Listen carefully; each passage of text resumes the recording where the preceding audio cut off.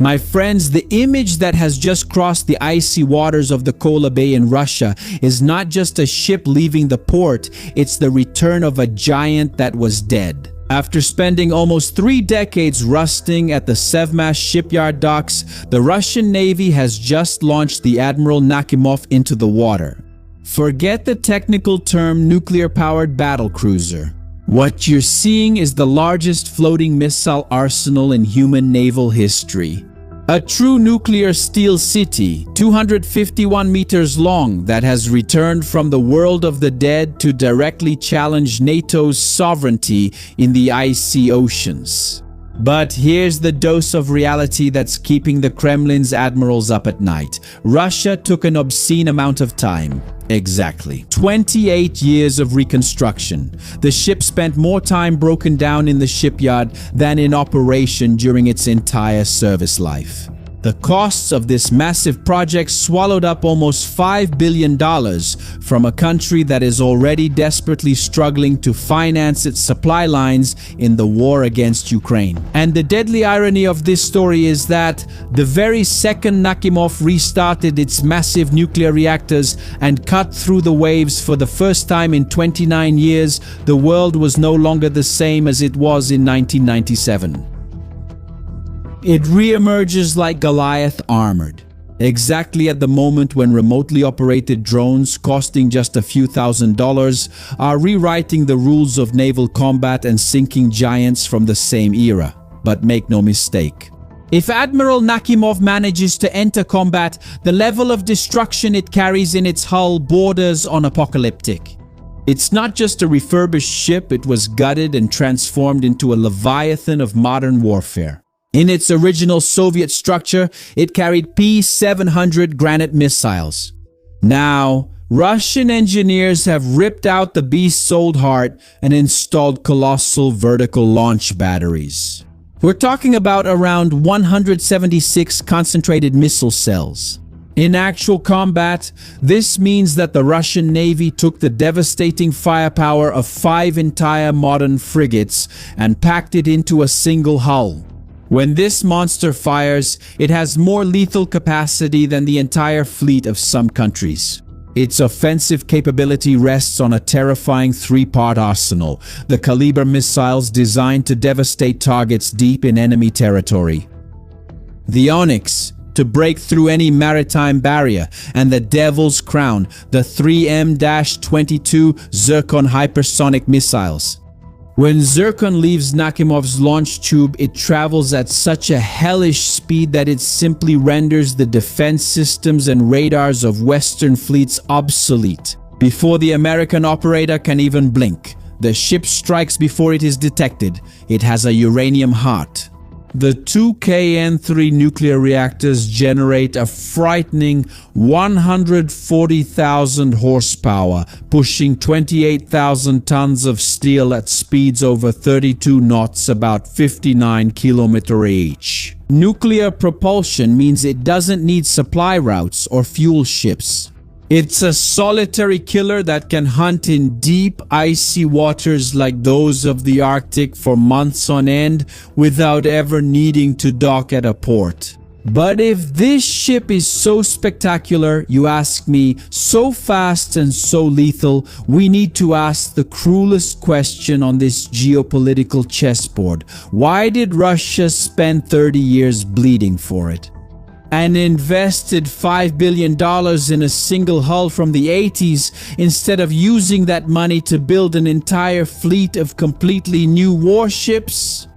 Well, the answer exposes the deep structural weakness of Putin's regime. Russia hasn't built a new ship the size of a battlecruiser since the collapse of the Soviet Empire. Their only aircraft carrier, the infamous Admiral Kuznetsov, spends more time catching fire in the dock than sailing, and it probably won't return to the front line. The twin brother of Nakimov, Pyotr Veliki, is expected to be scrapped because Russia simply doesn't have the technology, money, or shipyards capable of modernizing 2 monsters of this size at the same time. They can't create the future, then they're forced to resurrect the past.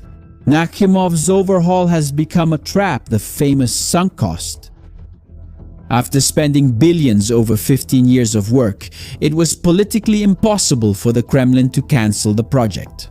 They created a lonely giant, a monstrosity of singular power, but with no replicable production line behind it to create others like it. He is formidable, yes, without a doubt, but is he a colossus with feet of clay?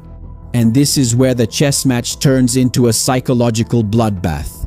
The Russian Navy thinks that bringing this giant back online is a show of strength to the West, but Ukraine watches this launch and laughs. And why is that? Because if you think that having 176 state-of-the-art missiles, nuclear reactors, and billions of dollars invested makes the ship invincible in the 21st century, wait until you see what we've discovered about the ghost of Putin's Navy.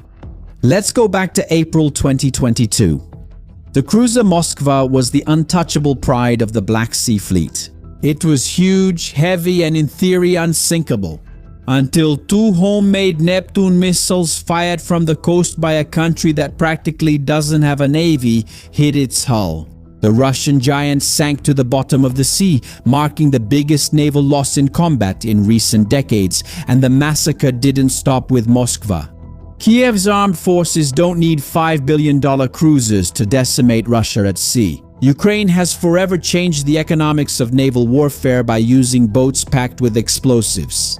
Drone boats that cost about the same as your neighbor's car are operating remotely and annihilating vessels worth hundreds of millions of rubles. About 30% of the total combat power of the Russian force in the Black Sea has already been sunk, melted down, or seriously disabled by waves of unmanned suicide drones. The superiority of Russian steel has been humiliated. They pulled their ships back from Sevastopol to Novorossiysk, trying to escape, and the drones keep hunting them even inside the ports. Even Admiral Makarov, the frigate that took over as flagship after the Moskva disaster, was critically damaged. In short, a country without a navy managed to sink 2 consecutive Russian flagships. And in the face of this scenario of mass destruction, the return of Admiral Nakimov is, at the very least, a dangerous tactical delusion. The money that was burned to recover this single atomic dinosaur could have financed an agile fleet of submarines, an entire constellation of unmanned systems, and hundreds of coastal defense missiles and highly lethal small frigates. But no. Russia put absolutely all of its naval budget, all of its best missiles, and all of its intelligence capability into a single 251-meter-long target that it has no ability whatsoever to defend. Unlike the United States aircraft carriers, which are surrounded and armed to the teeth with the best sensors in the world. Today, the Russian beast moves alone and completely isolated. And concentrating the firepower of 5 modern frigates on a single ship creates a huge risk. In chess, if you lose the queen, the game falls apart. And when a fleet has its ships spread out, losing a frigate means losing only 20% of its regional capability. Losing the Nakimov to a sea drone attack or a NATO saturation barrage means paying all at once. 176 vital missiles, an entire long-range air defense battery, thousands of naval specialists, and the complete pride of the Northern Fleet. However, Russian generals are betting big on the geopolitical playing field to save this billion-dollar machine. They wouldn't be crazy enough to send this colossus into the carnage of the Black Sea or the guarded choke points of the Mediterranean Sea, where swarms of drones would hunt the Nakimov day and night. The Nakimov is being forged to reign and kill in the Arctic. The Arctic is not a gentle little sea, it's violent, remote, and brutal. The vast distances, sparse infrastructure, and brutal freezing seas make the Arctic a total nightmare for operating small Ukrainian drones. And it is in the northern waters that nuclear reactors show their priceless value. While Western fleets struggle to keep fuel routes open in the ice, Nakimov will be lurking for months. But Russia knows that he will never be able to sail alone. He will require a massive protective cordon of submarines, electronic warfare helicopters, and fighter jets to shield him from enemy air saturation. My friends, The establishment and the bureaucrats hate those who expose the weaknesses of these war machines. They try to censor in-depth geopolitical analyses all the time, but we are a united front. I am running for the iBest award in the political influencer category, and I want to show the formidable strength that our elite analyst community has. We are not the audience, we are the front line, so I'm asking for your vote now. The link is in the description and in the first pinned comment. Go there, make your position clear, leave your like, and show them the power of our mobilization. We went from the 44th position to first place. And we need to stay in first place until July 28, 2026, when we will then qualify for the top 20 in Brazil. I'm counting on you for this mission, and what Russia actually intends is not to send Nakimov to shoot all over the open ocean. He has a gigantic tactical target on his back. He was designed to act as the nuclear watchdog of the Bastion. The Bastion, which is also the name of one of my neighbors, is the area that includes the Barents Sea and the Kara Sea. The icy sanctuary where Russian nuclear submarines of the imposing Borei and Delta IV classes crawl along the seabed, carrying intercontinental ballistic missiles capable of pulverizing New York and London in a matter of minutes. Admiral Nakimov, with its colossal anti-aircraft batteries and deadly Zircon missiles, will become the impenetrable wall that will try to block any approach by NATO, or the passage between Greenland, Iceland, and the United Kingdom. Imagine the extreme scenario.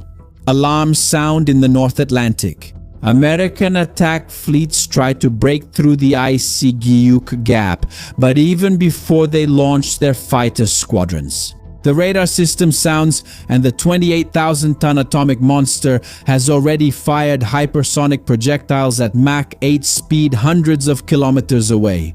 This is the nightmare that the Kremlin is trying to sell.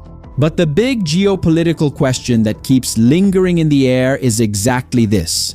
Is Admiral Nakimov really the formidable final piece of Putin's nuclear power, capable of holding back and crushing a NATO offensive in the merciless Arctic ice? Or is he just an anachronistic steel dinosaur, the biggest and most costly naval investment mistake in history, floating alone waiting for a swarm of deadly $5,000 drones? Comment here. Does the giant sink the Allied lines, or does he repeat the dark fate of Moscova? And while this nuclear beast cuts through the frozen seas of Severomorsk, shrouded in thick fog, the entire Western world watches, calculates, and waits for the next move on the board. And to force the algorithm to recognize the weight of our operation, go down to the comments section now and type your relentless verdict on the Russian strategy. Type the passwords, Steel Goliath, Giant Target. Claim your territory, I repeat, Steel Goliath and Giant Target. And pay attention, because it's exactly this kind of strategic blindness that brings down great empires. It doesn't matter how many billions Russia put into its ship. If it uses old tactics, it will be swallowed by the future. In your business, war happens in exactly the same way. The lesson from this war applies to you. Those who don't control their own narrative are held hostage. And today, attention is the most valuable currency. What hurts the most for an entrepreneur and for someone with great knowledge is being the best at what they do and still being invisible. Losing space to dance videos and memes? I used to think that way. 15 years ago on radio and television, I understood that authority requires content and strategy. The game now is media. CIMED, for example, a pharmaceutical company, tripled its sales when it understood that it needed to become a media company. Your identity can't be outsourced. The owner needs to show his face. The days of filming on your phone with no authority and still selling are over. The space demands professionalism, and I'm recruiting entrepreneurs and professionals who are the best but are invisible. If you want to break out of the bubble, be recognized, and have your business force the algorithm to work for you. With the machine that generates 50 million views per month on my channels and all of this monetized in dollars, I created a practical immersion. On August 16th, I will hold a 100% in-person immersion at my professional studio in Curitiba. It will be a practical, exclusive meeting to guide your authority with a lethal method. The QR code is on the screen. The secure link is in the description and in the pinned comment. Now I'm being straightforward and you know it, there are only 5 seats left. Once the last spot is taken, the steel door closes and you'll have to wait. So click the link now and come face to face with me where I'll teach you how to break out of the bubble. And stop wasting time looking for a good movie or series to watch. In fact, I'm recommending here 2 fantastic series that talk about the current war in the Middle East. Click the link in the description or in the first pinned comment and on the card that will appear on your screen. No whining, no tough guy worship, just series for you to simply sit down and enjoy. Now subscribe to the channel, turn on the notification bell, and leave your like on the video because it takes work to put this beast together. If you want, blow your mind. I'm Shimon Oliveira and I'll see you in the next video. See you then.